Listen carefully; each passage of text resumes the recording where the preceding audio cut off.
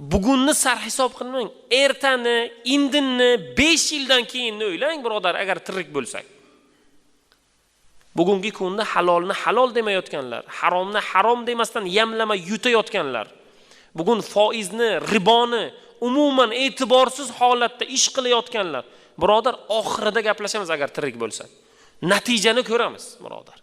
Shuning uchun har bir qilayotgan ishni o'ylab, munofiq bo'lmasdan la ilaha illalloh Muhammadur Rasululloh dedikmi, peshonani sajdaga qo'ydikmi, endi birodar mana shu yo'lga kirgandan keyin sodiq bo'lish kerak endi.